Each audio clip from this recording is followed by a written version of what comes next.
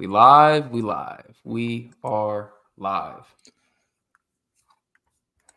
Yes, sir. Yes, sir. Bet.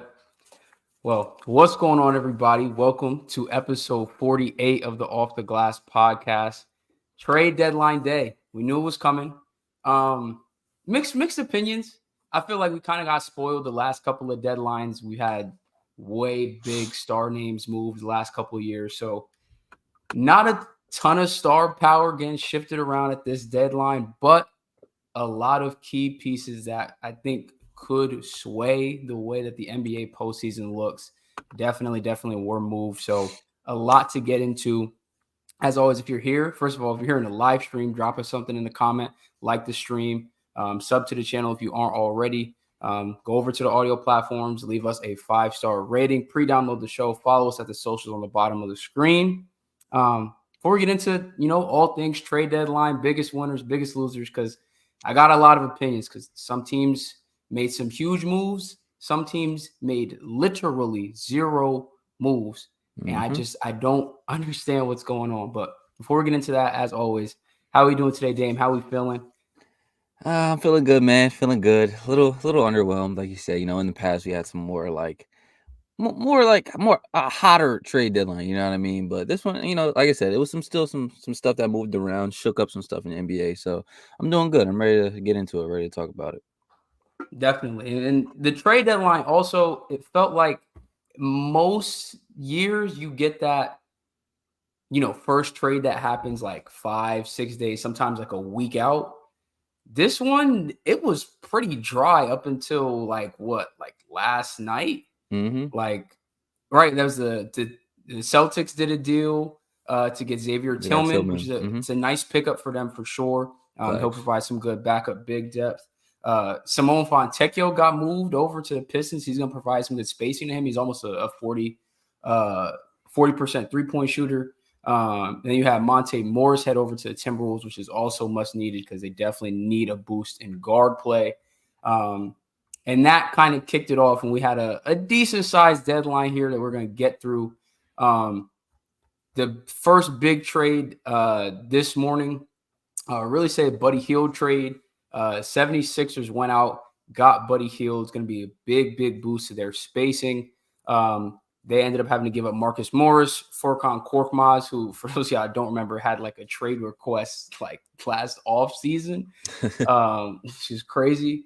And I think they only had to give up 3 second-round picks, so they go and get Buddy. Honestly, I'm surprised the Pacers gave him up because it felt like this is maybe like the third season in a row that Buddy's been in trade talks since he's been in Indiana.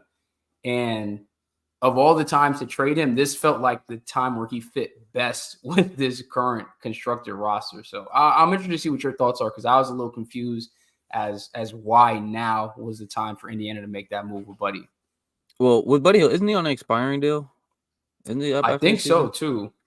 I mean, if he's on an expiring, I feel like that's probably the reason why now. I mean, I'm assuming you're planning on not really, paying him and bringing him back because, like you said, right now I do feel like he fits best with this team, but maybe just in their eyes, like timeline wise, based off his age and where you're at, as a team, maybe it just didn't fit in the way they wanted to construct the team. So they might figure, we move him now, at least get something if we're not going to pay him and just let him go for nothing. So I see what they're doing from that aspect, but again, like. He's one of the guys that's been in trade talks for like I said, the past 3 years. And I feel like if you moved on beforehand, you definitely would have got more than what you got now. It's still better than nothing, but granted, I do feel like you could have got a better deal. But for the Sixers, I like it. I Hopefully love it for the Embiid. Sixers. Exactly, yeah. Hopefully Embiid does come back and actually, and isn't out for the whole year. Because if he does, like I said, that adds to their spacing. As just a great addition for them all around, give them more offense. And it really just helps out with the entire team. It helps them for that playoff push if Embiid was to come back. And even if he doesn't, you bring him back, retain him even past this year. I still like it for the Sixers. So for them, I like it. For the Pacers, like I said, if you're going to let him walk for nothing, I get just getting something in return.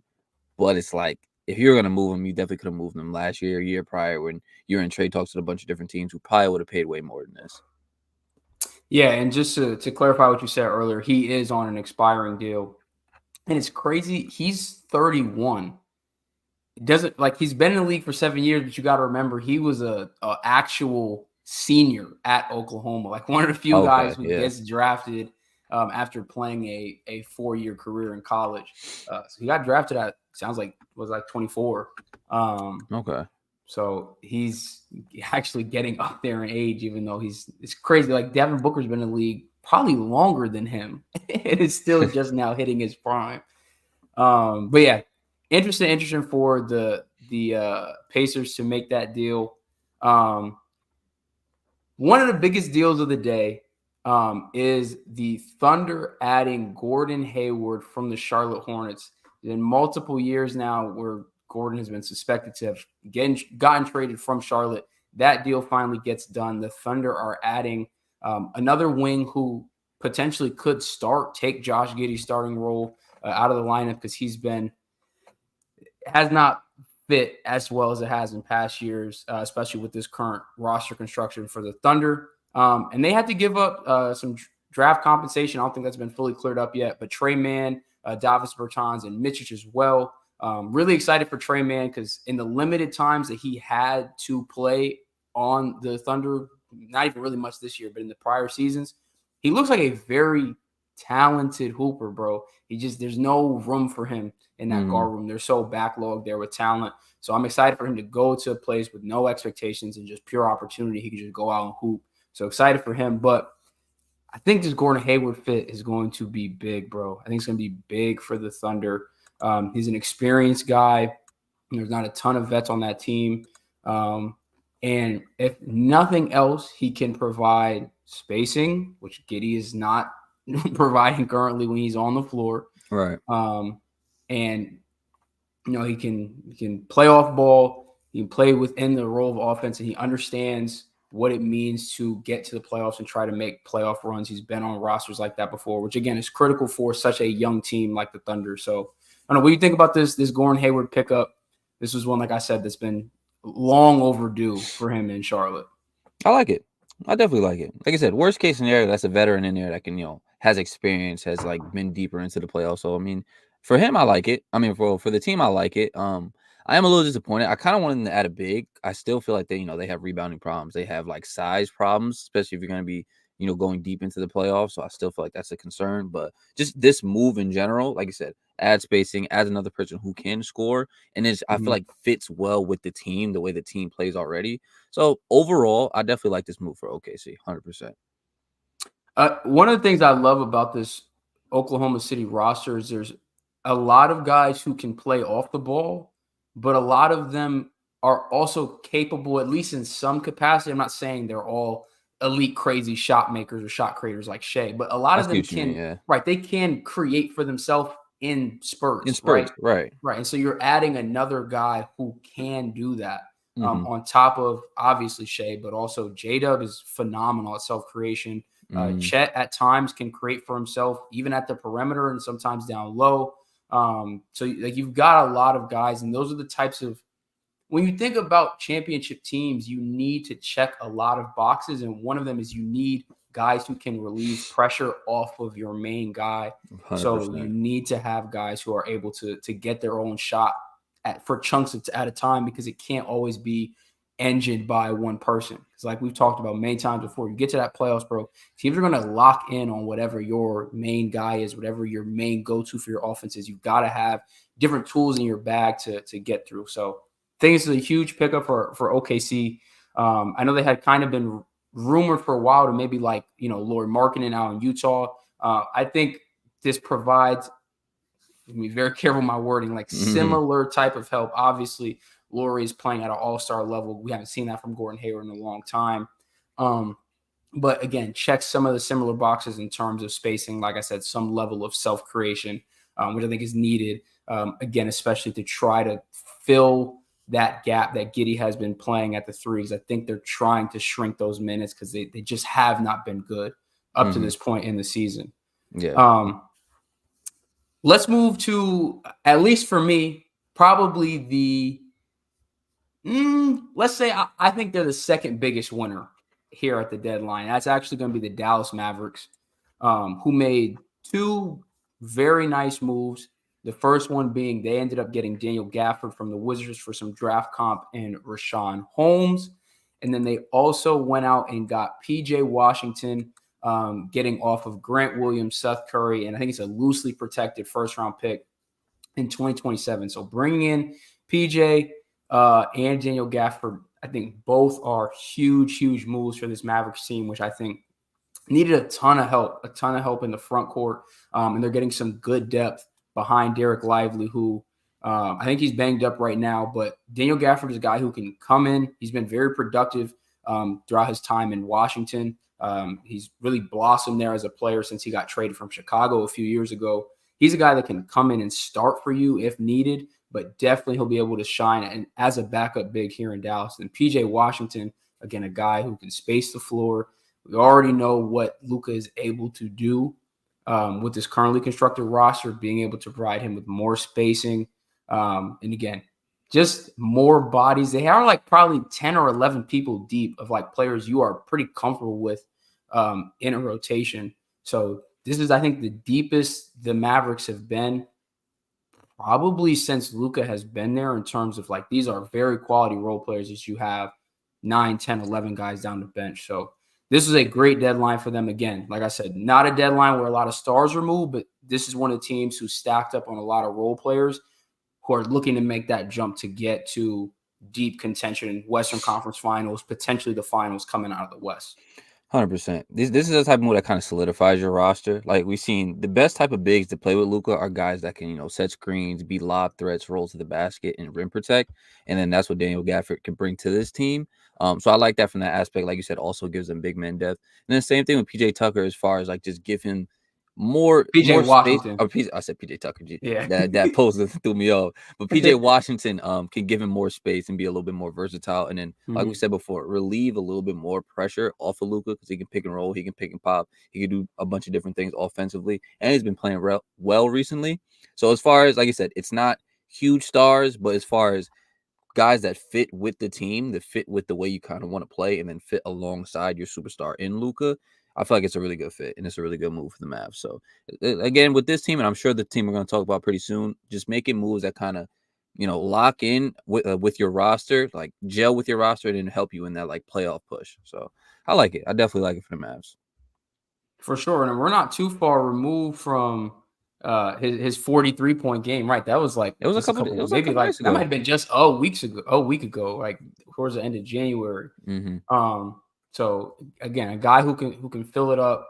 He provides great size. I think he's like probably 6'7", 6'8". Like 6, yeah. I was like 6'8". So again, definitely necessary wing depth that was added between or wing and big depth between PJ and Daniel Gafford there. But like you already kind of alluded to, I think the winner of this deadline is why Jalen Brunson is on the front of the thumbnail. The New York Knicks, bro. They're here, man. They're a threat. Nah, for they sure. are 100%. A threat. 100%. Boston. I'm not even gonna fill in that conversation right now because of Joel Embiid's health. But Boston, Milwaukee, watch out. But even have to watch out. I ain't gonna lie, Joel Embiid healthy. Even then, I'm still, bro. Watch out, bro. Everybody, you have to be. Last year, Jalen Brunson was by himself, took the Heat to 6 games, bro, and the Heat got out of this conference. Bro, I'm telling you, bro. The Knicks are legit. I guess I'm sure you probably want to talk about the actual move first, and then we can talk about what it did for the Knicks. But just as far as the move, adding Alec Burks and then and Bogdan, I feel like it's same thing. Great fits with the way you want to play. Great fits with as far as like spacing, give you better role players to play alongside your stars. So to me, I just feel like it's kind of perfect. And then you talked about this a while ago about how this Knicks team feels like a Knicks team. And if you just look at the whole roster top to bottom, that's what it is. It's a Tibbs New York Knicks team that is scrappy, that plays defense. Now they added a little bit more spacing that can help out on the offensive end. Again, same thing we talked about, relieve more pressure. This is great, bro. Like, the Knicks, easily one of the best teams in the East. And like I said, all those top seeds in the East, definitely got to watch out, bro. 100% got to watch out. But the move itself, I love it for the Knicks. After this move, I have it pulled up here, just like for context. When fully healthy, the Knicks top 11 in their rotation. 11. Obviously have Brunson, DiVincenzo, OG Anunoby, Julius Randle, Mitchell Robinson, Isaiah Hartenstein, Alec Burks, Josh Hart, Bojan Bogdanovic, Precious Achiuwa, and Deuce McBride. Bro, Nice roster. And they're deep, bro. Deep, It's deep, versatile, defend, effort, scrappy, spacing, shooting. What was I just talking about? You got to check a lot of boxes. They're checking all of those boxes, bro. I just watched Precious Achiuwa. He put the Pacers in hell on the offensive glass the other night, bro. And when Mitchell Robinson is healthy, he's going to be their third center. This team is very deep. They've got a ton of spacing. Adding Alec Burks and Bojan Bogdanovic today, again, you've now got additional self-creation and spacing outside of Jalen Brunson on top of Julius Randle when he comes back healthy. Bro. Bravo. Give Leon Rose a round of applause, bro. Phenomenal deadline. 100%. They just seem more serious. You know what I mean? They just seem like a team that recognizes, all right, cool. We're not just a team that, all right, we're gonna be all right. You know, we're gonna make some noise going in the second round. Like, no, we're a team that can legitimately come out of the East. So let's add these pieces that fit with our team to allow us to do that and play with an actual identity. Because before, like obviously when they had RJ Barrett and Quickly and all them, it's like they were a solid team. They didn't really have like a great identity, I'd say, like a way they wanted to play. You can easily see it now, obviously starting off with the OG edition, but then even now adding more spacing. Yeah, I just feel like it's great for them. Like they're a legit contender. And man, I'm in a series. I'm not making no predictions. It's way too early. I ain't making no predictions right now. But I will just say it's not a lot of teams I don't think I'd pick over them in a 7-game series right now. No, and you can't. And they're playing like it. I really think them adding OG, this little stretch period that they've had between the acquisition and the deadline to see how much that elevated their play, right, I feel like was what gave Leon the green light to say, all right, this is the time. Let's go for consolidate it. And like, let's go right now. So love the moves. Absolutely love the move for the Knicks. Knicks fans, bro. What Stephen A be saying? Orange and blue skies.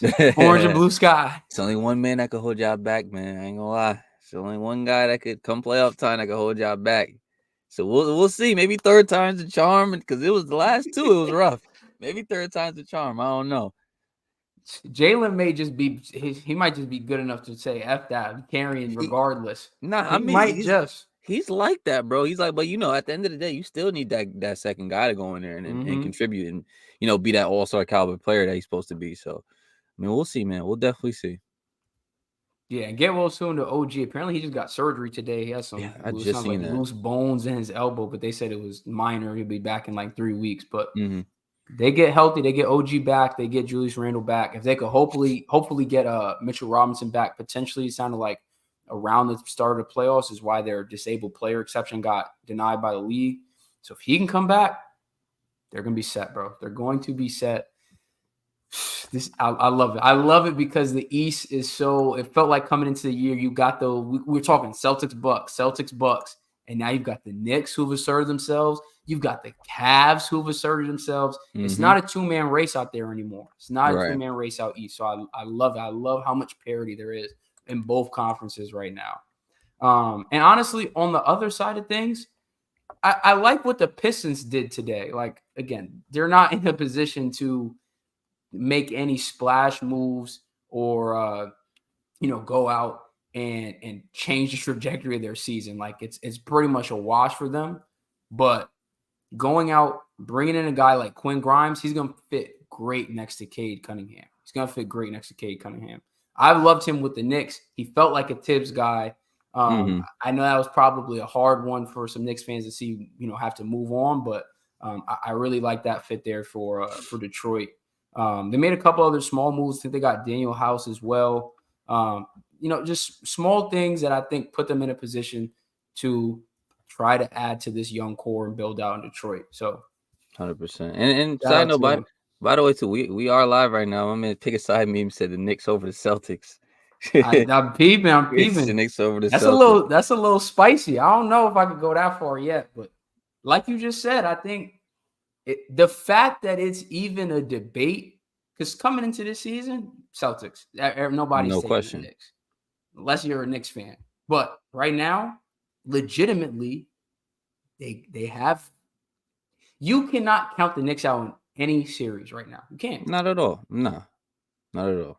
Led by their So 6'1" guard.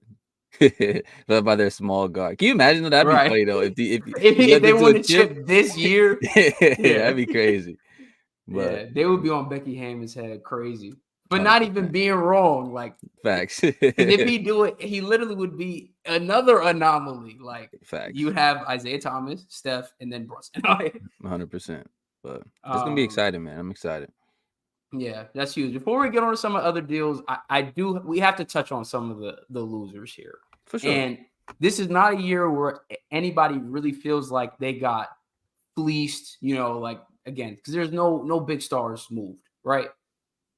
The teams that I feel like are losers this year are the ones who sat on their hands and are already in a position where they're teetering the play-in, like not even the playoffs in some of these instances. Mm-hmm. And the biggest one to me, and we said this last year at the deadline. We talked about this since we had this pod. We've talked about this. I How know many exactly what team times, you're talking about. right? How many times are the Chicago Bulls going to sit here and just like look around, see people getting moved, and not want to jump in on the action? There is no direction for this organization right now, other than the fact that they are actually, I think, the number 2 team or the number 1 team, excuse me, in total average attendance per game. Still getting over 20,000 people a night to the United Center for a team that is not going to make the playoffs. That's and crazy, even if by some miracle they do, first round exit. Guaranteed. Easily. And look, it's all unfortunate what's happening to Lonzo. We saw he was back in the gym this week putting up shots. So, again, we all hope that he can come back and be healthy and be the player that he used to be. But that started this kind of like downward spiral for the Bulls. You put together him and DeMar and Zach LaVine, and he felt like that missing piece. And once he was gone, it's all just kind of gone downhill. And they've been teetering. Again, they're not even, it's not like a team like, they're scrapping and clawing the 7 seed, the 6 seed. It's like they might not make the play-in, bro. Like, you cannot sit here at this deadline with DeMar DeRozan on an expiring contract and say, nah, we're good. We believe that we currently constructed have what it takes to make a push. You're just lying to yourselves. You're lying to yourselves and you're lying to your fans. It's not good, bro. It's terrible management. That's what it is. It's literally terrible management. Like, you're just not making the right moves in the direction you're supposed to be going in, because it's like you're staying pat. Like you said, you're acting like a team that is, we're a couple pieces away. We're a couple like the Knicks and the Cavs did. Like, I'm not the Cavs. The Knicks and the Mavs did. Like, yeah, we're a couple key role players here away. Like, you're not close, bro. You're not close. You are nowhere near close. And with this current like roster that you have right now, there's no direction. There's no reason you guys should be staying pat with this roster. It's just, there's no path forward with the way you guys are going. So to, sit on your hands, like you said, and just not make any moves, not make any deals, not even try to, build it or tear it down and rebuild like we've been saying for the longest time. It's just bad management. And it's like I said, ever since I believe we started this podcast, we've said that they need to tear it down and rebuild and start again. And the fact that we're still here a year later is like, it's like I said, it's just bad management. It honestly makes no sense. The first YouTube video I ever did was literally after the trade deadline last year, going over the biggest. I went through every single trade and then went through the biggest winners and losers. And I said, the Chicago Bulls are crazy for not doing anything. They are not in a position to be like, we're good with what we got. Y'all don't have it. Vucevic came out saying he likes what we have. We think we have. What did he say? He thinks we have what it takes. What it takes for what? Literally, the 9 seed right now, bro. Right. Y'all are 3.5 games above the I just had the standings pull up. 3.5 games above the Nets, who are the 11th seed out east. There is a for real chance like that this team does not make the play-in tournament. And again, even if y'all do, you're running into the Celtics, the Cavs, the Bucks, or the Knicks, maybe the Sixers. Sweep. All 5 of those teams are sweeping this Chicago Bulls team easily, like cakewalk. You're just not being honest with yourselves, bro. You're not being honest because, like I said, if you do make the playoffs, then what? There's Right. no way you could look at the team. You look at the way you've been playing. There's no way you could legitimately say, yo, we have a chance to make it to the Eastern Conference Finals, let alone come out of the East. If you're not Right. doing that, and you don't have like a good young core in a great direction, there's no reason you should be staying pat with your roster, bro. I think we talked about it all the time. Those teams that just constantly just not even mid, you're just like below average, but not super bad enough to where you can actually rebuild through the draft.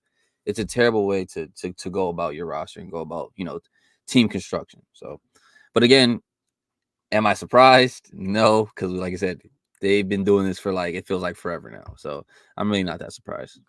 What's crazy is, and I didn't even peep this until Kenny pointed it out. He actually put up a video. It felt like as soon as the trade deadline ended, I think he had it recorded, like he knew they weren't going to do anything. Put out a whole video, basically like a 15-minute rant going off about how inactive this new front office has been at the deadline. And he pointed out that the one bright spot on this Bulls roster right now is Kobe White this season. Mm-hmm. That is someone that was drafted by Garpax, who had gotten fired for Artunis Karnisovas, who's the current GM. So really, the only bright spot is not even from this current front office. Y'all have done nothing to improve this current roster. You're going to. Do you think DeMar DeRozan is going to resign there? And even if he did, does it make a difference? I was just about to say, even if he does, what's the point, bro? So, I genuinely. Bro, if y'all got fans that are Chicago, if y'all have friends that are Chicago Bulls fans, bro, give them a hug, give them a call, check in on them, bro. I don't understand it. We haven't understood it for months now, years really, and they just refuse to make any type of moves. Obviously, the Zach LaVine, foot surgery thing, it sounds like he may actually have had the deal on the table to get him to Detroit. He might have did the surgery thing to be like, not trying to go there.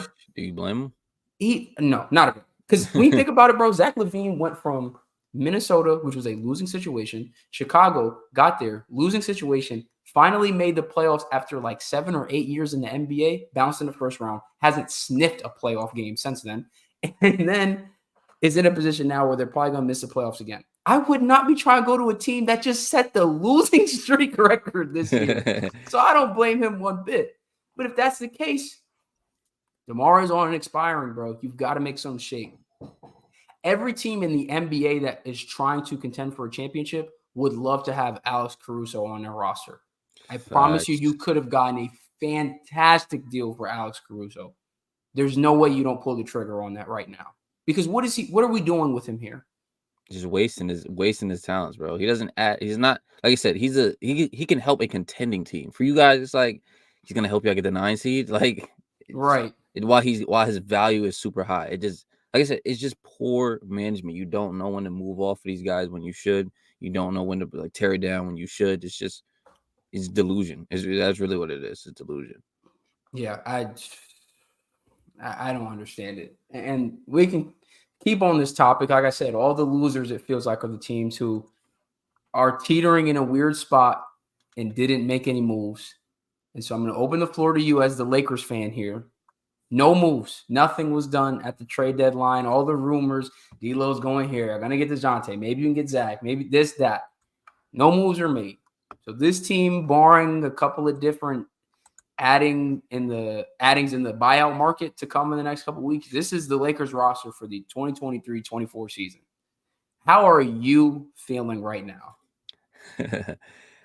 I don't know if this is a hot take or against consensus. I'm really not that upset, bro. I've seen people like, oh my God, how come we didn't get this player, get that player? If anything, I'm a little upset we didn't get some of these nice little spacing addition role players, what I'm saying, like a Bodan, or just anybody that can, space the floor a little bit. But as far as big moves, I really didn't want no big moves. Like D'Lo is playing great right now, and honestly, even before this crazy hot streak he was on, D'Lo was playing fine this year. Like D'Lo was being able to shoot the ball. He was efficient. He was playing well. He was just making some bonehead mistakes, but that's what he does. Even when he's playing well, he makes those little bonehead mistakes. But he's been playing well, so it's not like, oh my god, we got to get him off our team.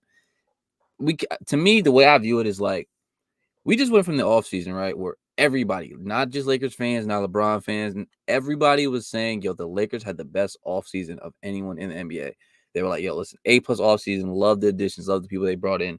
To go from that to this roster sucks.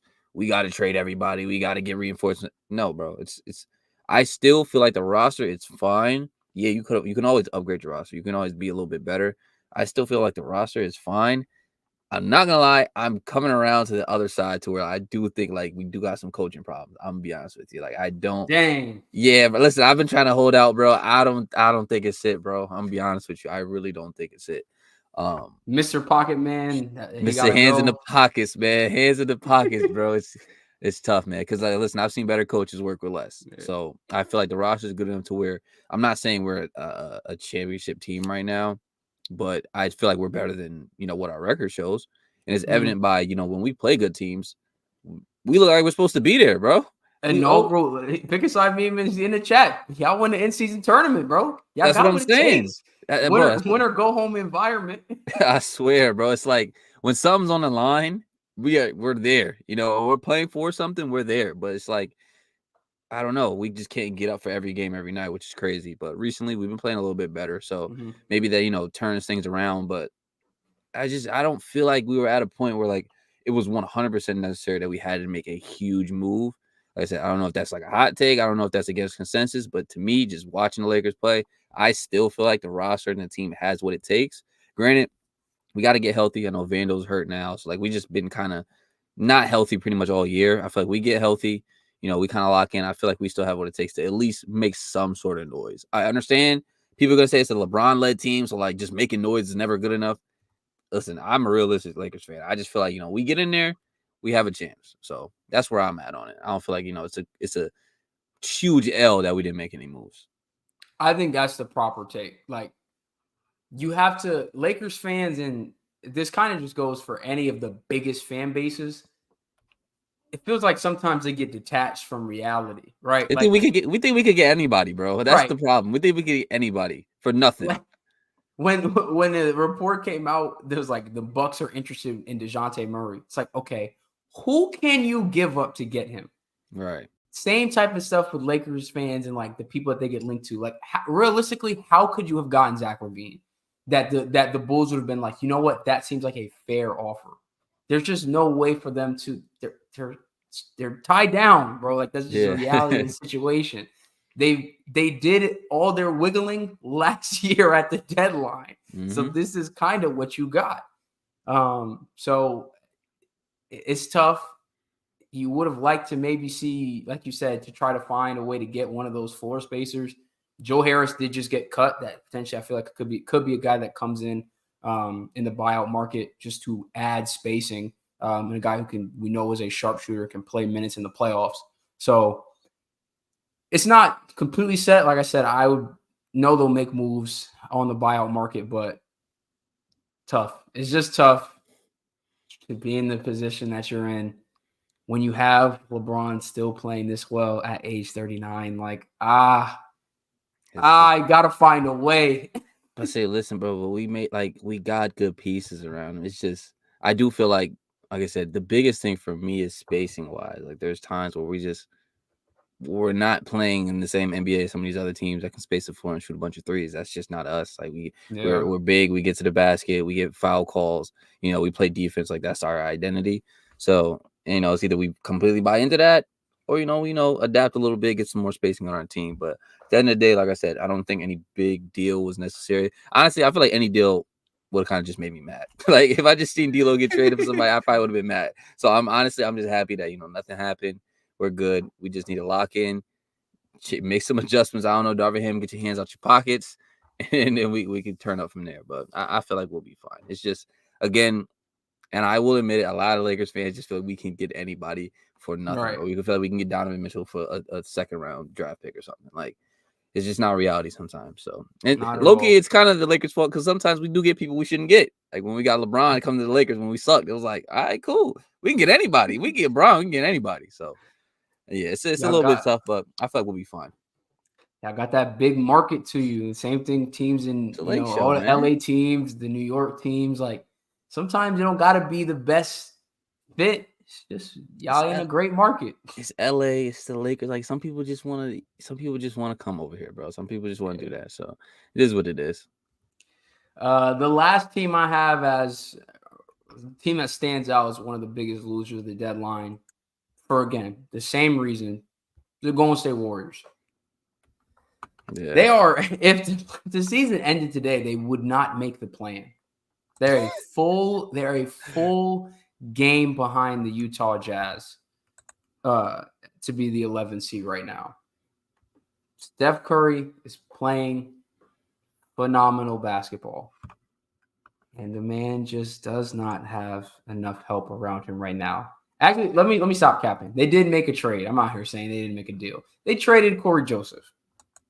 That was the only, and that was like, well, the trade deadline is what, like 3 p.m. Eastern? Yeah. It was at like 2:59 and a half. Bro, it's like, I don't even think it got tweeted out until after the deadline passed. But I don't even know what to say about this Warriors roster. We've talked about them so many times. I really don't want to come off as like we're being haters, but you can't. What you see is not lying to you. We have over a half a season worth of sample size on this current roster right now. It's not it, bro. For as great as Kuminga has looked these last couple of weeks, he's looked fantastic. It's not enough, bro. Wiggins is not the same player he was when they won the finals in 2022. Klay Thompson, as much as it hurts, is a shell of himself, bro. And he has a lot of times where he's coming in games and he's gunning for shots. And that's just, it's not him. And it feels like even coupled with like that video came out of him on the sideline, so frustrated. They were asking him about not closing lineups. It feels like it's all really getting to him. Obviously, I don't know him, so I can't say that to be sure, but that's just what it feels like from the outside looking in. And it's tough because I think we talked about it. Like, you don't want to see this core that dominated the NBA kind of go out like this, but there's a very real shot they don't make the play-in. And that's tough. And they did nothing today to change that. I know it's hard to say, like, let's break up this core, but I think we've both agreed that when you've got Steph playing like this, your championship window is open. And if a movable contract in a guy like Wiggins or Klay is something that can actually make your team better, that's a decision you might have to make. And I know Bob Myers saw that writing on the wall and got up out of there. That decision had to be made. Left it to Mike Dunleavy. So, yeah, what do you think about the Warriors? And Pick Aside Meme still in the chat saying he saw 4 rings. Yeah, not many people could say they saw 4 rings. That's facts, man. You can't take nothing away from the 4 of those players, bro. Legacy-wise, not many dynasties, period, NBA history have ever done 4 rings, especially not in that time frame. Like that Spurs dynasty got 5, and that took 3 different decades to get done. Facts. They did it in like 6-7 years.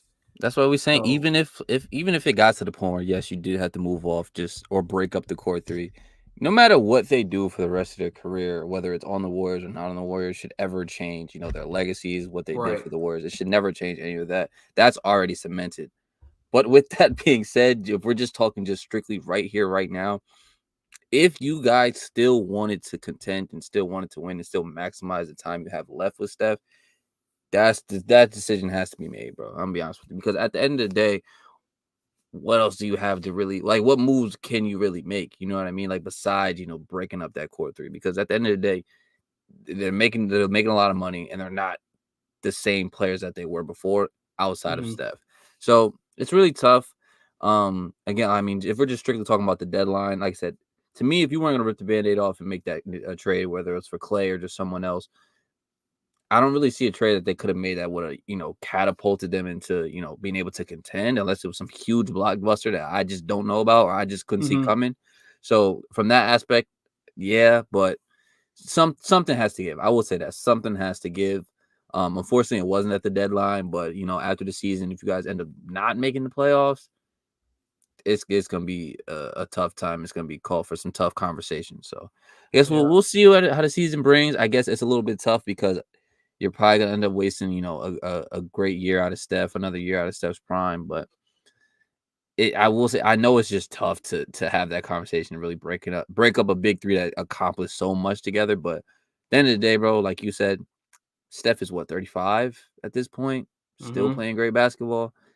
He still can lead a team to a championship. So if you want another one, you might have to just get rid of the past in your mind for a second. You know what I mean? But yeah, man, it's tough. It's tough if you're a Warriors fan right now. For what it is worth, and I'm double checking so I don't lie. This is the last year of Clay's deal. In reality, I think Clay now knows as much as the Warriors organization knows, he is not getting this type of bag on his next contract. No. So if there is a silver lining, a bright side to this is you likely sign him on a smaller deal, and that opens up a lot of cap space. He's making this year's making 43 million. Klay Thompson, like realistically, if you just put out market value, like let's say take the Warriors out of the situation, if he just hit the free agent market, like what do you think Clay's getting next year? 15. I 15, was about to say like 17. 15. Right. Like just like gotta be real. So like he takes the pay cut to stay, which makes sense for both sides because then you don't have to deal with like you traded away part of the Splash Brothers, Mhm. Um, he stays on a smaller contract that frees up like 25, 30 million in cap space. The cap is going up next year.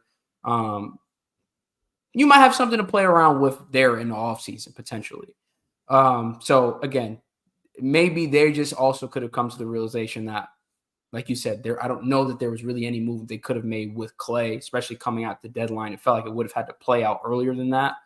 So if we're tag on this late in the game, there probably wasn't anything really there on the table. And again, even if they did, does that move the needle that much from them being a team that might miss the play into like really getting back into contention? Right. No, because there's still so many needs outside of just Clay that have to be addressed with this roster, with their wing play, their lack of size, especially in a Western Conference that's dominated the last season by a big and Jokic. Like there's a lot of other issues that we've touched on that they would have to address. So I think if I was a Warriors fan, I think the best outcome of this is that you get him back on a smaller deal. You find ways to retool in free agency, and maybe make smaller trades here and there around still Steph playing Dre, but on different contracts. Because I, even I Draymond is making 25 a year now. Right. I will say too, and the same thing Pickasides me just said in the chat is like not only does he have to come back on less money, he does have to accept a lesser role as well. Because you bring in other Definitely. people, like he's not the same guy that can, you can play him that as many minutes, even if it's something like coming off the bench.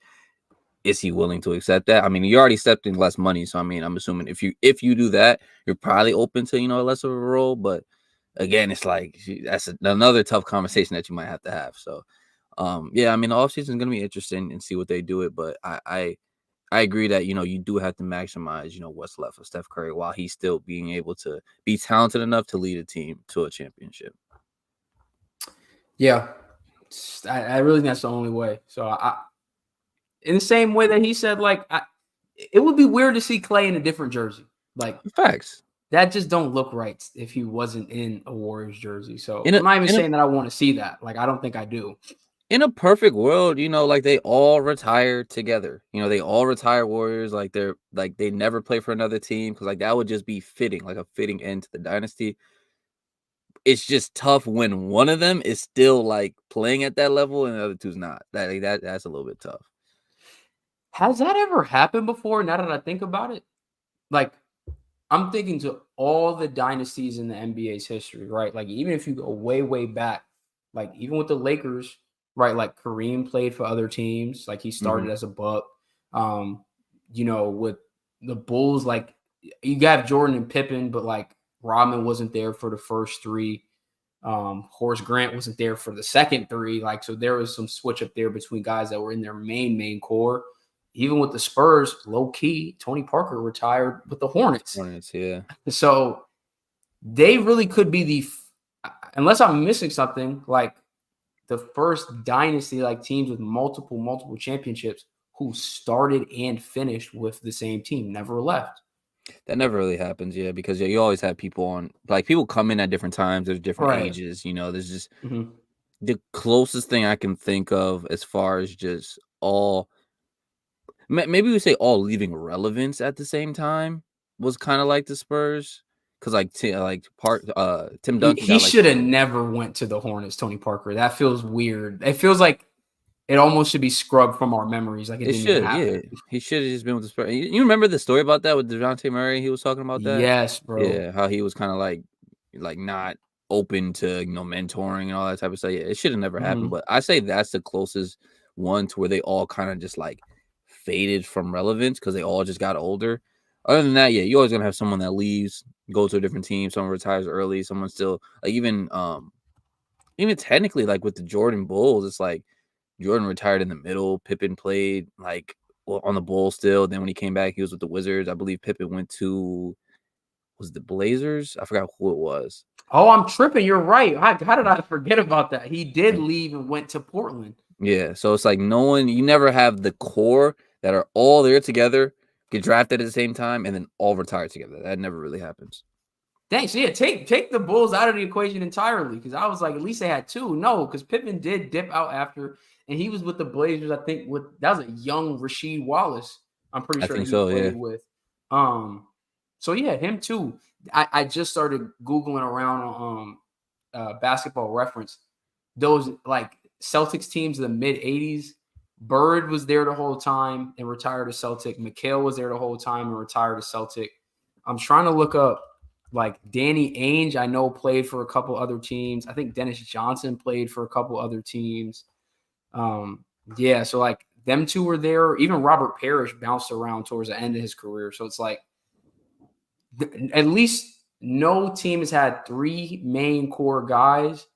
And like you can really argue that was a big three, like start and finish their entire run there. So that would be historic to see. So maybe, and I just convinced myself, like, I don't even care at this point anymore. Don't trade Clay. Don't do that. don't do that. Keep Clay, bro. Clay, you got to talk to Clay himself. Like, listen, Clay, if you're watching this, I know you probably are. Of course you are. You got to just listen. I know it's probably going to hurt the ego. Less money, lesser role, retire a Warrior. Y'all all retire together, bro. That's what everybody wants to see. He got to do it. He said Clay is I'm sure. And I mean, like, stubborn in the chat. But if you think about it, though, it's like, see, and this is why I feel like that doesn't happen is because, all right, let's bring up Melo, for example. Like, obviously, Melo didn't have, like, the team success. But if I'm coming from a guy who was, a star player, I've done this in the league, I've done that in the league, and then, obviously, my skills diminish a little bit, my athleticism, all that stuff goes. In my head, I'm still that guy no matter what. Like, I'm still have the competitiveness, the confidence, and, like, bro, I'm not coming off the bench. I'm not taking a lesser role. I'm not taking less money. Like, no, I'm not doing that. Right. I feel like a lot of guys, I feel like their body retires before their actual, like their mind retires. And in that case, it's tough because, the ego is still there. The competitiveness is still there. It's like, you don't really want to accept that. But at the end of the day, you kind of got to. So then that's when you go to a different team that people forget you even played for. Like, oh, I still got it. Reality, you don't. Like, that's why that never really happens because it's hard to really kind of sacrifice, And that's why some guys like Tim Duncan gets that respect because even like later in his career, it's like, obviously he's not the same Tim Duncan, but he knows like, all right, I can still contribute. I can still help us win. Like they even won a championship. I think it was in 14 when he was like he obviously he wasn't the same Timmy. He was old. He was really old, but he was never going to leave the Spurs. So it takes a certain type of personality and ego. Honestly, that how you just broke all that down makes you really got to look at what Russ did, especially this year with the Clippers. Like take less money. They trade for James Harden. He goes to Tyler and says, I'll come off the bench. I'll do that. That takes a special type of person to have that kind of self-awareness to be like, we over me, right? Like I'm putting what my self-interest might be, I'm putting the team first. 100%. So it's a hard conversation, like you said, but Clay's if he's not gonna be honest with himself, somebody got to be honest with him and let him know, like you got to chill, bro. Like you are not the Clay of old. That's okay. It's not even your fault, bro. Injuries suck. They've robbed people of their careers. Like we're grateful that you're still playing because, bro, not too long ago, Achilles that could end your career, bro. Facts. And to do that right off an ACL tear, Facts. like the fact that you are even still here and playing and contributing, like that should be enough, bro. So he gotta find a way to cut down on how he comes in the game sometimes, and he's just like forcing, bro. You're still Clay. It's okay. We can never take away from you. What was it, 63 points on like 15 dribbles or something crazy like that? I think it was like Lester. I forgot how many dribbles it was, right. But it was something crazy. You can never take that away, bro. You could retire right now. You will be at worst probably like a top 5 3-point shooter all time. At worst. Oh yeah, for sure. No question. You playing with the greatest shooter of all time. You know how good you have to be playing with the greatest shooter of all time and still be considered for basically the entire time before he got hurt as the second best shooter? Yeah. It's crazy, bro. Best shooting backcourt ever. Unbelievable, bro. So, yeah, somebody got to talk to him. Draymond, you got to go talk to that man. Or Steph. Maybe Steph might be received better. Yeah, but see. I don't know. You might have Steph do that. To wrap up some of the other trades around the league today, the Raptors and Jazz made a deal. Jazz went out, got Otto Porter, Kira Lewis, and a first-round pick from this year, which has some wild protections on it. It's like whichever one is the lowest or the highest pick, lowest in terms of like it's later in the draft between the Thunder, the Clippers, the Houston, or Utah with some weird win-loss. It's too complicated. Just know it's not that great of a pick. And the Raptors end up getting Kelly Olynyk and Ochai Agbaji, who I do like a lot. Again, he's another guy that's a high lottery pick. Or he's a lottery pick, not a high lottery pick. I think he was the last pick of the lottery. But a guy who was a very good player in college. I think I'd be tripping. I'm pretty sure it was Kansas. And just didn't really get a ton of minutes in Utah. But, you know, Masai likes tall, lengthy wings out there in Toronto. So he fits the bill. So I like that move for them there. And they also made one of the most interesting trades that I know got laughed at a ton on Twitter. They basically swapped Dennis Schroeder for Spencer Dinwiddie. I guess Thad Young was in the deal as well, going to Brooklyn, but just a very random trade. Why? For what? Like, who's getting better? Who's getting worse? Like, what's the point, bro? But I'm pretty sure Dinwiddie's the biggest contract, so maybe they just their salary cap a little bit. But other than that, two mid teams trading mid players that are right. It's so fun. That tweet that I sent, that was like, yo, bro, you're really like, imagine having to travel across the country for an insignificant trade just like this. It's like, what? No one's getting better, no one's getting worse, but I'm changing my whole life around. It's crazy. You don't even think about that, but it's like when you get traded for a team like Brooklyn and Toronto, you probably gotta get a work visa. You gotta make sure your passport's in order. You gotta get all your stuff moved. It probably gotta go through customs. Like that's a headache and a half. And all that stuff happened. Like, bro, you're going tonight. Like, you gotta go. It's not like you gotta. The plane will be for you in a couple hours. It'll be on the tarmac. Pack everything up. You have to go. Granted, you might have kids, wife. Like, you don't even know. But everybody has to go. You gotta go. That's tough. Yeah. The Bucks also got. Why am I tripping? Bucks got Patrick Beverley. I don't know why I couldn't get the name out. And they traded Cameron Payne over to the 76ers and a second-round pick. Really interesting because Damian Lillard and Pat Bev got beef since the bubble. So, I mean, interested to see how that goes. Pat Bev had beef with Russ, though, when they went. He did. Like, even Pat Bev, I believe he even said it. He was like, yeah, I got to patch my relationship up with Dame so we can win a championship. So, I think Pat Bev is a guy that everyone talked about. Listen, you hate playing against him, but you love when he's on your team. So I think that, like, you know, you can. And I feel like he's mature enough as far as like being an adult to like put all that stuff to the side. You know. Yeah, And it's funny because he broke his own trade on Twitter. Like, dudes was keeping up how many trades Woj broke versus Shams. Pat Bev broke his own trade. He did. I will say That's funny. side note, I forgot picking beside me to say Steph gotta talk to him. Draymond gonna punch him in the face. Steph gotta talk to Clay. That's Yeah. facts. That's Nah, facts. yeah. They can't do that. They need to keep Draymond like he need to be supervised right Draymond needs now. a muzzle. Like he needs to chill, bro. Wow. He just said that the Bulls said they want to keep DeMar long term, bro. No way. For what though? Send me Like, that link, bro. they did not. No I remember way. what I told you about before. They was like, they want to add Joe Harris for the playoff push. I'm like, bro, what, bro? The Bulls, the playoff push? What are you talking about? Yo, I'm reading it right now. Bulls ownership was prepared to approve a rebuild, but Vice President Artunas Karnisovas chose not to proceed in that direction and instead opted to maintain the current roster. Fire? Like that feel like if the owner is going above you and being like, yeah, bro, I think I'm cool with if you blow it up.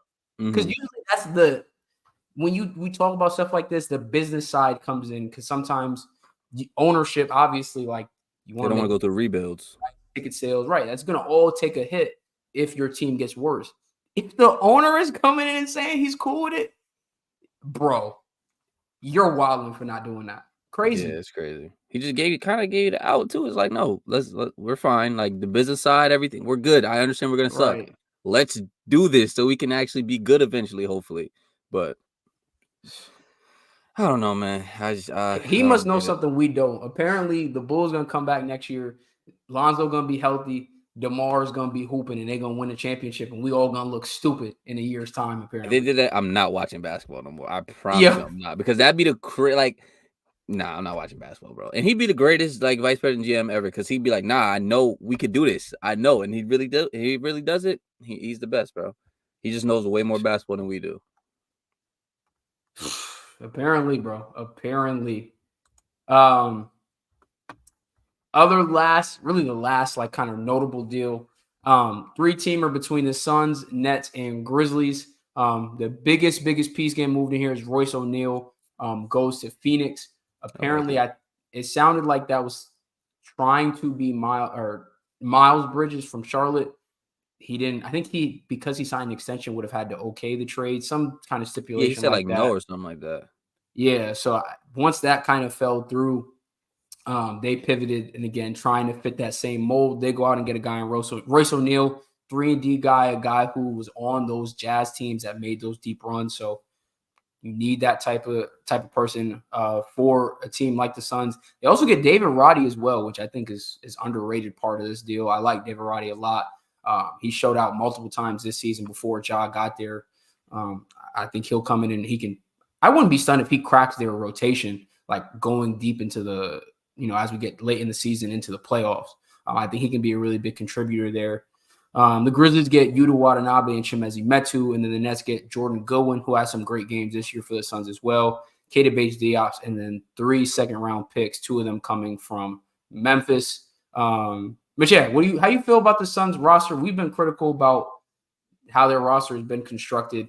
They've gotten healthier. They're playing better. I think it's crazy to think Beal, Booker, and KD have now already played more games than KD, Kyrie, and James Harden did. And they've been together for not even a half a season yet. That's insane. It just shows how big of a failure that like Nets team Big Three was. That was supposed to be like the greatest Big Three of all time. Insane.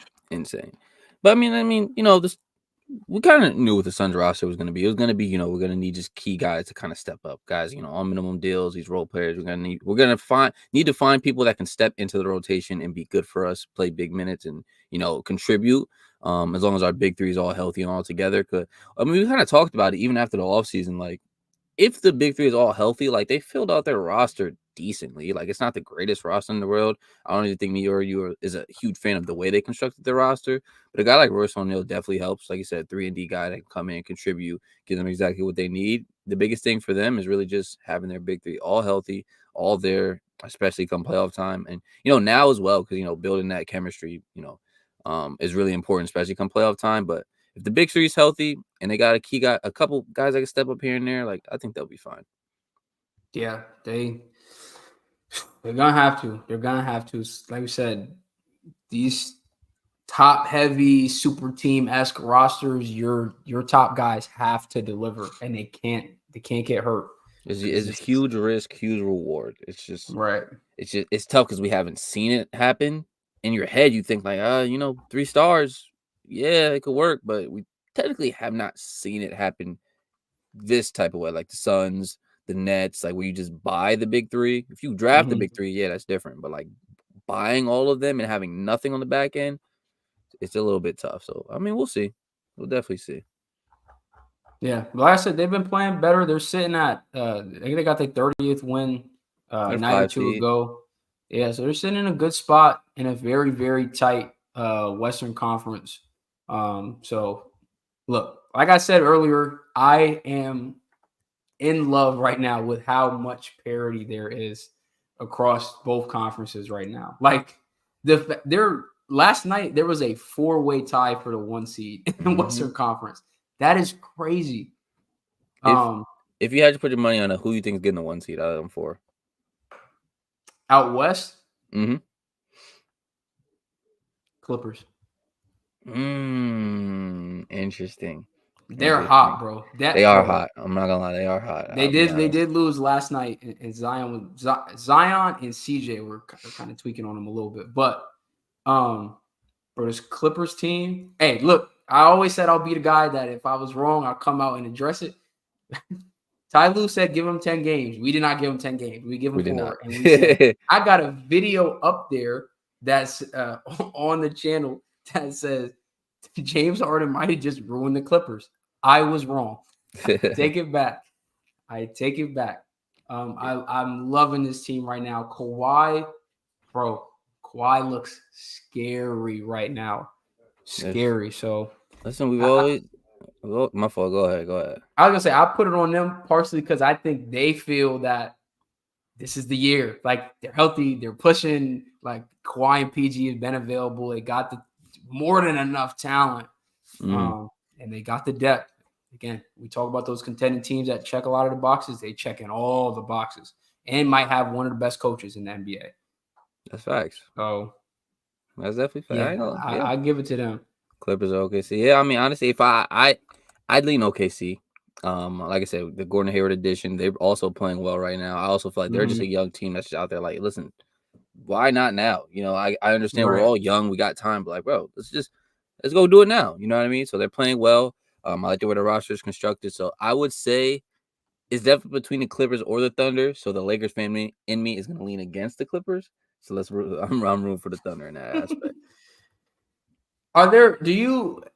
This kind of just came to me. Do you feel like there's any similarities to this OKC team now than like the very young KD, Russell Westbrook, James Harden OKC teams? Like I feel like I'm talking a certified star. Like at that time, KD was definitely a star.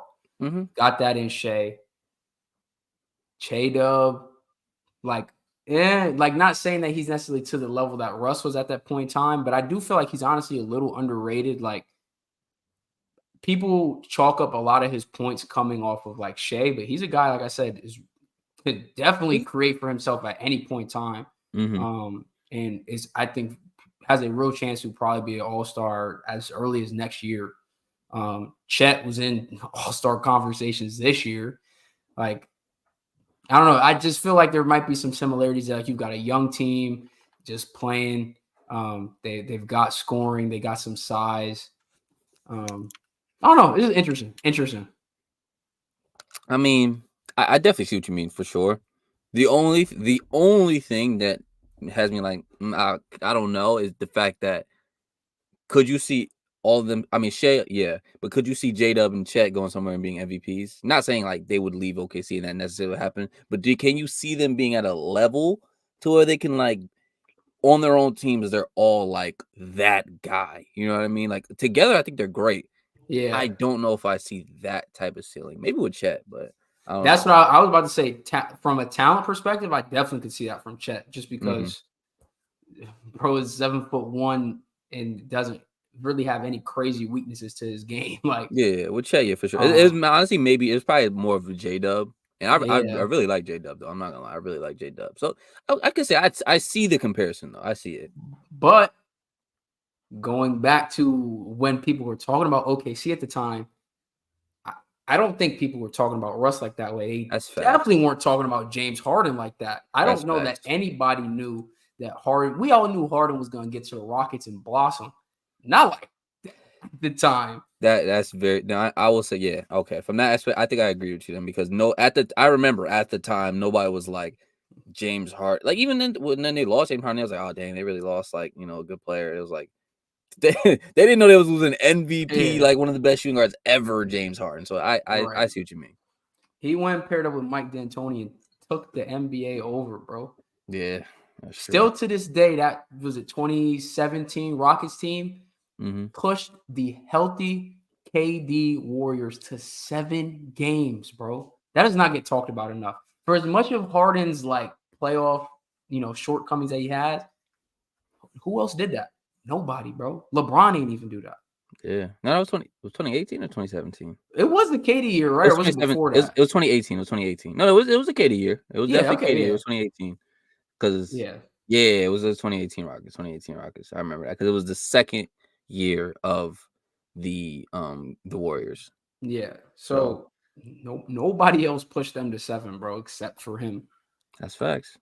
There was not even a second like crazy superstar there with him.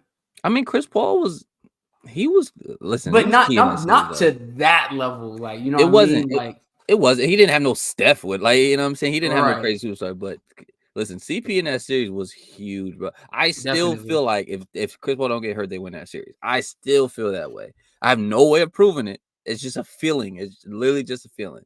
But you never know because he got hurt in. He missed 6 and 7, didn't he?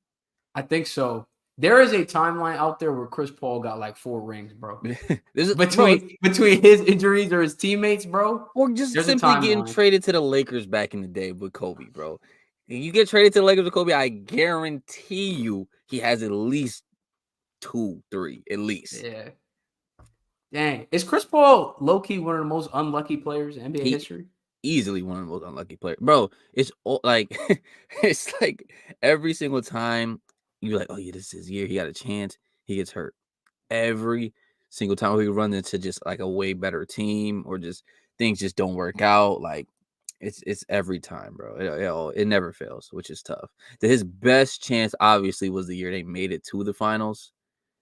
And I ain't gonna lie, I was rooting for the Suns team.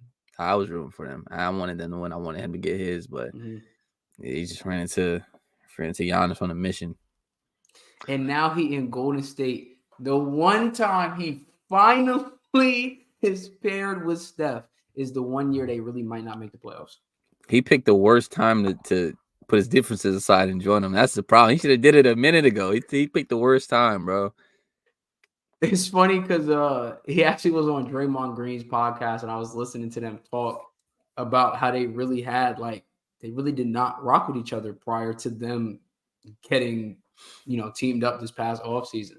He said it. He was like, I don't like him. I respect him. Right. Even I think that was when he got traded there. He still said it afterwards, knowing he was going to be on the team with him. And I'm not gonna lie, that's what I do respect about Draymond. He'll be honest. Like, he'll say like, no, I don't like him, but it's business. Like, we gotta make it work. Right.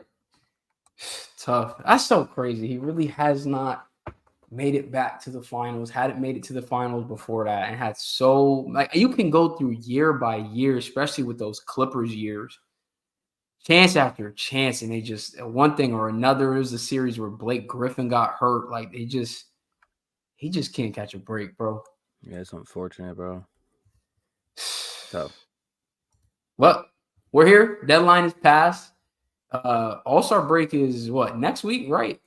Yeah, it should be next weekend because they always have the All-Star Saturday night, right? Yeah. So there's literally only a week left of games before you get to Friday night. So I'm excited for All-Star weekend. How you feel about who they got in the slam dunk contest? I think they said it was the first time since 2000 and let me pull up the tweet for I cap, but I want to say 2007 that an all-star is in the slam dunk contest I didn't with see who was in Jaylen it Brown. besides Jaylen Brown. I don't know who else is in it besides Jaylen Brown and the G Leaguer. It's Jaylen Brown, Mac McClung, who won last year, Jaime Jaquez, and then it's Obi Toppin's younger brother, Jacob, who plays in the G League too. What? Why didn't Obi? Well, actually, he wasn't in a dunk contest, but I mean, I guess if Matt McClung's in it, it'll be fine because he was legit last year. He kind of brought the dunk contest back a little bit. I feel like Jaylen Brown, he got potential. I'm interested. He got bounce. He does, but I don't know if he's creative though. Like Jaylen Brown don't strike me as somebody that's gonna come out there and really be flashy. Like what? Name one flashy dunk Jaylen Brown. Obviously, it's in a game, but like I can't remember a time. But sometimes he be punching it. So like that at least is giving me hope that like sometimes that's all it takes is if you just got it and like you don't got to do nothing crazy. You just finish good dunks. Like he come out here with some nice little East Bay yam. Like might mess around and get high 40s. Like the one thing I always will kinda, I don't know if I fully agree with it, but I hear them out with LeBron is when people be like LeBron not ruin the dunk contest, but it's like he kind of messed up not being in it. Because I swear after he didn't be in the dunk contest, it's like no big star that got bounced want to be in a dunk contest. Like I don't get it, bro. It pisses me off. The fact that a guy like Ja don't want to be in the dunk, obviously not this year, but like he don't want to be in the dunk contest. It's like, what, bro? Like, come, you know how big that dunk contest would be from just like a media standpoint. Viewership would be so crazy. Like, come on, bro. Like that stuff kills me. The fact that Bron never did it, and now it's like that's why I respect Jaylen Brown. Nobody who's like legit nice wants to be in the dunk contest. Even looking back at the best dunk contest with Zach LaVine and Aaron Gordon. They wasn't like star. Like that was back. Zach LaVine was with Minnesota. He wasn't like Zach LaVine. That's what I'm saying. No all-stars ever go to the dunk contest. Exactly. They were not all-stars. So yeah, it's tough. But hopefully we get another good one. Because last year, G Leaguer, he definitely showed out. Yeah, Mac McClung literally single-handedly saved the dunk contest. Was last year the same year too that Jericho Sims dunked it and honey dipped it twice and then ripped the envelope trying to hold the 50? Yeah. Terrible, bro. That was so corny, bro. He said Zion needed to be in the dunk contest so he could get an award. Actually, let's do this live right now. If we had a dream dunk contest right now, who would your 4 be for All-Star Saturday night? So people in the NBA, healthy, everybody's healthy? Yeah, no injuries are turned off. Okay. Ja's definitely in there for sure. I need Ja in there. I need Anthony Edwards in there. What's a good one? I think Ant will go crazy. I need Malik Monk in there. Sleeper. I like it though. And I want another star. Malik Monk is the only guy that's not a star that I'll let slide because I feel like he'd go crazy. He has crazy bounce. I can't think of another star off the top of my head. I don't know. And I look each one try to get like a big. Remember they used to have like nice big men in the dunk contest, like at the Dwight Howard or something. Yeah. Oh, and then add in the guy who won it last year, Mac McClung. Added him because he won it last year and he went crazy. That's fair, and I'm gonna start mine there. I do think Mac McClung, regardless, should be able to. You always, if you're interested in it, you should be able to defend your title. 100% every single year. Right. So I'm gonna go Mac McClung. I'm gonna throw Zion in it because it's Zion. He need to be in that, bro. It's tough to not say Ja too. But I'm gonna switch it up because I don't want to have the same as yours. So I'm gonna do Mac McClung. Ja versus Zion will go crazy though. I ain't gonna lie. Same draft. OD. I'm gonna go Mac McClung. I'm gonna go Zion. I'm gonna say who? I'm gonna throw. Can I throw guys that's been in it already? Yeah, for sure, bro. Put Obi Toppin back in it. Yeah, bro. I thought about it. I thought about the crazy East Bay the other day, bro. Put Obi Toppin back in there. One more. Who else got like? I'm talking crazy bounce. Shaedon Sharpe just popped in my head. He got crazy bounce. Wasn't he in it or am I bugging? Nah, I don't think so. Was he? Am I tripping? Actually, now you got me wondering. I swear he was in it. I could be wrong though. I could definitely be wrong. Oh, maybe he was. I can't think of no other Oh no, stars. he wasn't. Okay. He dropped out of it. Okay. And that's why Jericho Sims got in. Okay. So he was supposed to be in it. So maybe I'll throw Shane Sharp in there too. So I got Shane Sharp, I got Obi Toppin, I got Zion and Mac McClung. I like that. That'll That's be fire. solid. I feel like it should be a good mix of like at least these two be a star in there. Right. Like there don't need to be 4 randos doing Somebody the that dunk headlines it. contest. Somebody Right. that headlines This this is thing. the main event. Bro, it was so bad in past years that dudes was like, they need to put the 3-point contest last, That's which is so crazy. bad, bro. Like growing up, we used to, bro. I couldn't wait till the dunk contest came on, bro. That was the best. Right. I was low key better than the All-Star game. I love the dunk Facts. contest. So Facts. it needs to get back to always being good every year.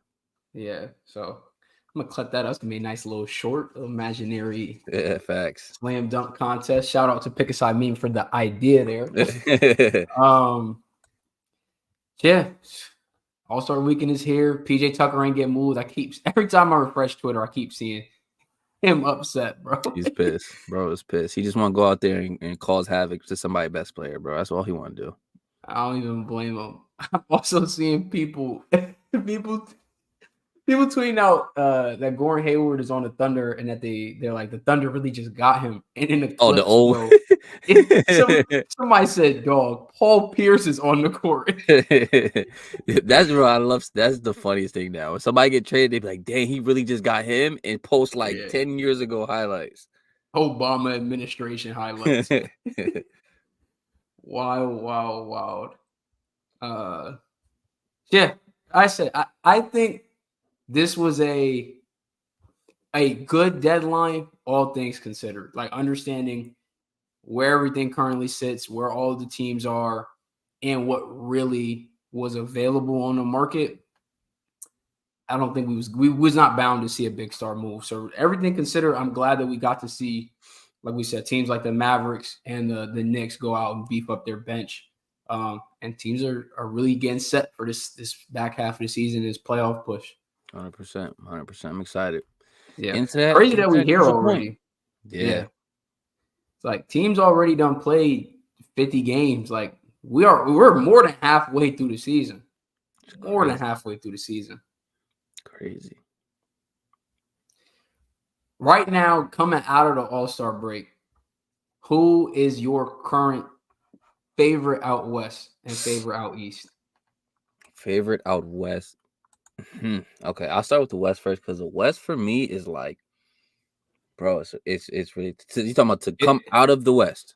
It's literally the Wild West, bro. Quite literally, because and it's probably boring. If I had to pick someone, like if I had to put money on it, I would say the Nuggets. Honestly, I'd rank it like Nuggets as much as I hate it, Clippers. Then I'd say it's crazy because I picked the Thunder to get the 1 seed, but Timberwolves Thunder because I truly feel like come playoff time, the Thunder lack of size is really gonna hurt them. But yeah, I'd say the Nuggets if I had to put money on it. As boring as that answer is, out east, I still just feel like the Celtics are at the top of the top. Like Celtics, honestly, it's crazy. That is the only team right now. Listen, a lot can change right now. That matched up against the Knicks, I'd probably pick them in the series. That's it. That's the only team. Everybody else, because it's like Celtics for me, the Knicks is like they like right there, bro. They like right there. But I'd say Nuggets Celtics.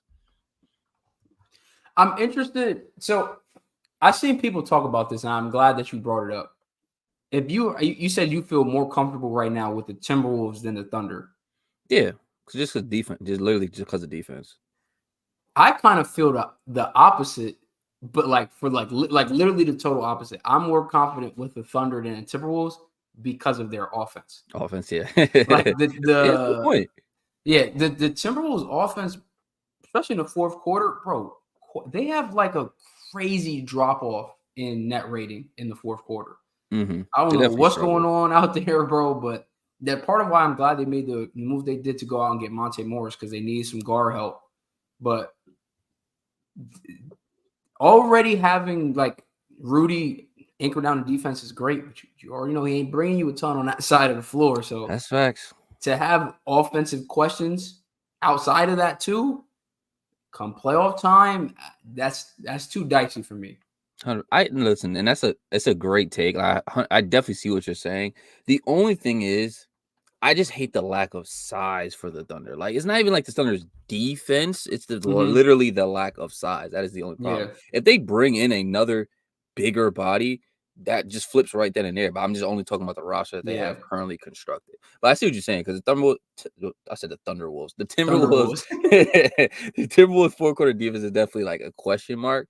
But at the end of the day, I hang my hat on defense. You know what I mean? But like I said, same thing with Rudy Gobert. He does have his playoff struggles, which is weird because these past couple pods, I've been going to bat for Rudy, and I don't like it. Right. I really don't. Like, I don't know what's been changing. I don't like it. Look, that shows that you're able to put some bias aside and give a calculated, logical take. I'm able to be objective. See, that be the problem with some fans. Some fans can't do that. Like, you just like, this is my take. This is my feelings. Everything, nothing else matters. I'm able to be objective sometimes, but yeah, so yeah, they add a bigger body in there to help with the rebound and the size come playoff time. Like, that changes for me instantly right then and there. So I get why already you just feel like, the offense is not more important, but you'd rather trust the Thunder's offense and their and their rebound and size problems versus the Timberwolves defense and their like late offensive problems. So I get it. It makes sense. It's a good argument because, like I said, it's completely opposites. You know what I mean? Yeah. And I kind of was somewhat hopeful that the Thunder could get a guy like Andre Drummond at the deadline, like to help again just have that bigger body next to Chet. He feels like a guy that should be on the buyout market, like, but who knows with the freaking Bulls at this point, bro. I feel he's on the buyout market every year, and like somebody going for it like picks him up every time.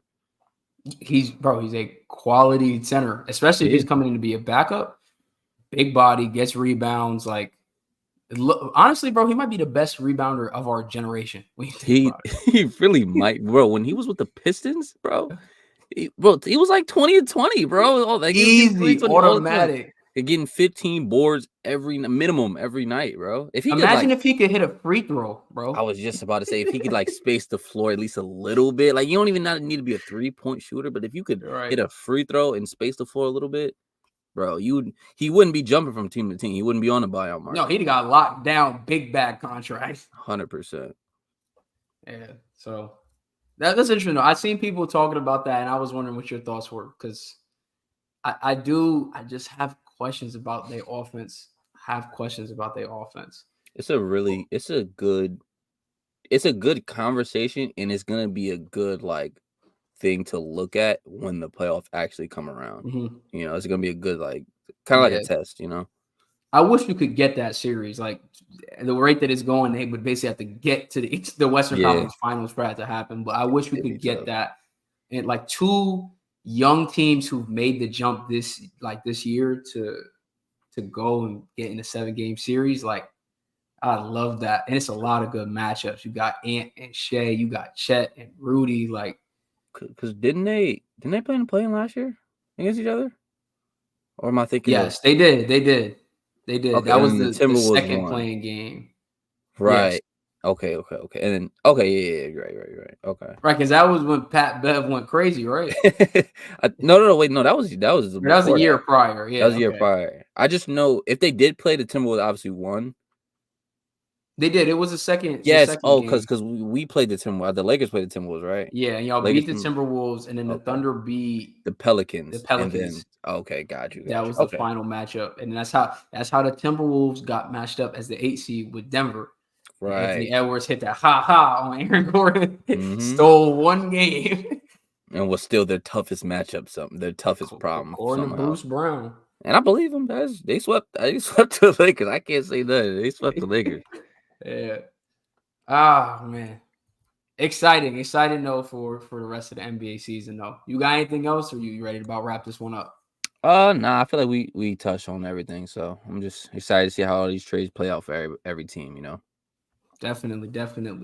I'm tripping. I asked you a question. I didn't even answer it myself. If I had to pick my favorite out East and West, out West, I think I really am about to take it. For me right now, it's like Clippers 1A, Nuggets 1B, and then probably the Thunder next, then the Timberwolves, and then it's kind of a whole bunch of other teams around there. I'm still not sold on the Suns yet.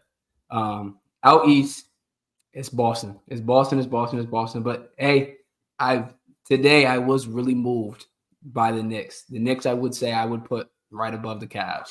100%. I will say, listen, don't let us get in there. Don't let the Lakers get in there. That's all. I ain't listen. We ain't gonna beat the Nuggets. But if we latch up against the Clippers, granted, the Clippers had our number. I ain't worried about the Clippers, bro. I don't know why. I have no reason to believe that we should beat them. We probably shouldn't. But yeah, I ain't worried about them. And them other teams, they just young. You know what I'm saying? So that's what I was about to say. This is what we did last year, right? When the Grizzlies were the 2 seed. Grizzlies, the Lakers, the Kings. It was them high seeds, them young high seeds, bro. Not worried about it. Beat up by the veteran teams who were lower in the standings when the game came playoff time. You think we're coming in for a repeat of that? If we can make it, if we can make it in. Listen, we need to get in first. That's the main thing. I'll worry about all that other stuff later.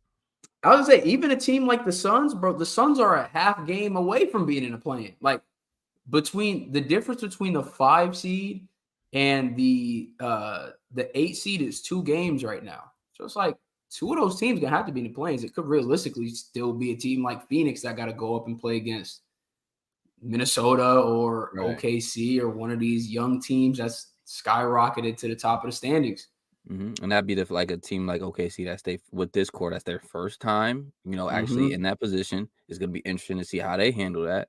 It's gonna be nothing is set in stone, bro. Like nothing is gonna be set in stone. Just because you got the 1, the 2 seed, it don't mean nothing because, like I said, it could be a really good team that just happens to fall later in the standings, and then you got to play them in the first round.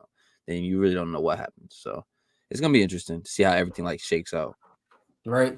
And it's the time of year, bro. Super Bowl Sunday's coming up. And once that passes, that's when a lot of people actually start watching the NBA. Some people don't lock in at all until after the All-Star break.